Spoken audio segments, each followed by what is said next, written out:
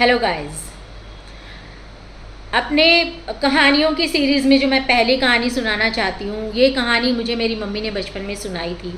इसका कोई सोर्स नहीं है मेरे पास कि ये कहाँ लिखी है, कहाँ से ली, कहाँ से उन्होंने सुनाई, लेकिन इस कहानी ने जीवन में एक चीज़ मुझे सिखाई। शायद उसी वजह से मैं अपनी इस नीश के साथ यहाँ पर खड़ी हूँ। इसी कहानी को मैं आप सबसे शेयर करना चाहती हूँ अपनी मम्मी को याद करते हुए। ये एक फ़िल्मी कहानी है, थोड़ी सी फ़िल्मी, कि कहीं पर कुछ बहुत सारे डाकू होते थे। उनको पुलिस पकड़ना चाहती थी और पकड़ नहीं पा रही थी। उन डाकुओं के ग्रुप को पुलिस जितनी भी कोशिश करती थी वो कैसे भी करके निकल जाते थे, और अगर पकड़े भी जाते थे तो भी साबित ही नहीं हो पाता था कि ये वही डाकू है, ये उसी ग्रुप का कोई मेंबर है या उसका सरदार है। तो ऐसे करके बड़ी परेशानी चल रही थी। फिर एक बार क्या हुआ कि वहाँ पर कोई एक नई police officer, lady police officer की ट्रांसफ़र हुई। तो वो बहुत सख्त थी और वो बहुत बहादुर भी थी। ऐसे ही उसने एक बार कहीं से पता किया, अपने सोर्सेस से छापा मारा तो सारे डाकू भाग खड़े हुए। भागते भागते एक जो डाकुओं का सरदार था उसके पीछे पुलिस लग गई। अब वो सरदार जाकर एक जगह कहीं सत्संग हो रही थी, उस सत्संग की भीड़ में, संगत में जाकर छुप कर बैठ गया। उसको ये डर था कि कहीं मैं पकड़ा ना जाऊं, कहीं कोई मुझे देख ना ले, तो उसका ध्यान सत्संग पे तो ऑब्वियसली नहीं था। लेकिन तभी बैठे बैठे फिर भी उसने सत्संग की 2 लाइनें सुनी।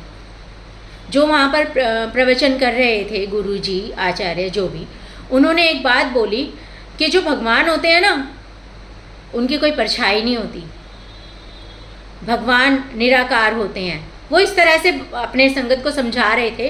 पूरी बात तो नहीं समझी उस डाकुओं के सरदार ने, लेकिन वो छोटी सी एक लाइन सुनी कि जो भगवान होते हैं ना, उनकी कोई परछाई नहीं होती। बस क्या था, वो पकड़ा गया। जो लेडी पुलिस ऑफिसर थी वो बहुत ही समझदार थी, बहुत बहादुर थी, उसने उसे पकड़ ही लिया। लेकिन वो साबित नहीं कर सकती थी कि ये उन डाकुओं का सरदार है। ये बहुत मुश्किल था।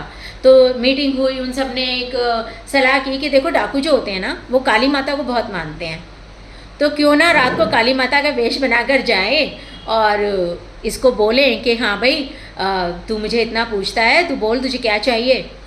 तो ऐसे करके उन्होंने एक प्लान बनाकर वो रात को जेल में काली माता का रूप लेकर गई, जो पुलिस ऑफिसर थी, लेडी पुलिस ऑफिसर। तो डाकू, जो सरदार था डाकुओं का, वो पहले तो देखकर एकदम से घबरा गया, डर गया कि ये क्या, माँ सामने कैसे आ गई। उसको थोड़ा विश्वास भी हुआ, उसके थोड़े आंसू भी निकले। वो थोड़ी देर के लिए तो थोड़ा सा भाव विभोर हो गया। और जब माँ ने उसको बोला कि भाई मांगो, तुम क्या मांगते हो, तुम मेरी इतनी पूजा करते हो, तुम मुझे इतना मानते हो, तो आज मैं तुम्हें जो भी मांगोगे वो देने के लिए आई हूँ। तो वो कहने ही वाला था कि मुझे यहाँ से बचा लो, कि मैं यहाँ से बाहर निकल जाऊँ या कुछ भी। शायद कहते कहते ही वो जैसे ही कहने लगा, वैसे ही उसको सत्संग की बात याद आ गई कि जो भगवान होते हैं ना, उनकी परछाई नहीं होती। उस बात को याद करते ही वो झुका, माँ के सामने झुका, उसने प्रणाम किया और उसने देखा कि हाँ माँ, ये जो माँ है, इनकी परछाई तो है। हाँ, तो तभी उसने देख लिया कि परछाई तो है, क्योंकि थोड़ी बहुत लाइट से भी थोड़ी बहुत परछाई तो दिखी जाती है। तो वो तभी समझ गया कि ये माँ नहीं है। और उसने कहा कि माँ, मैं एक निर्दोष हूँ, मैं सत्संग सुनने गया था, इन्होंने मुझे डाकू समझ के पकड़ लिया, मैं तो कहीं दूर गांव से आया था, माँ मुझे बचा लो। और वो बच जाता है, क्योंकि यकीन कर लेते हैं सब कि काली माँ के सामने तो झूठ बोलेगा नहीं, इतना रो रहा है, इतना कह रहा है, और शायद हमने ही गलत बंदे को पकड़ लिया। और फिर वो उसको छोड़ देते हैं।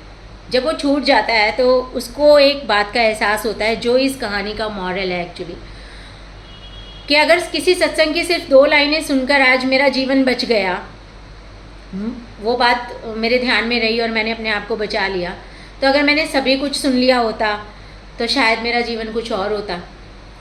यही सोचकर उसने अपना वो जो बुरा काम था वो छोड़ा, सत्संग ज्वाइन की, एक अच्छा आदमी बना।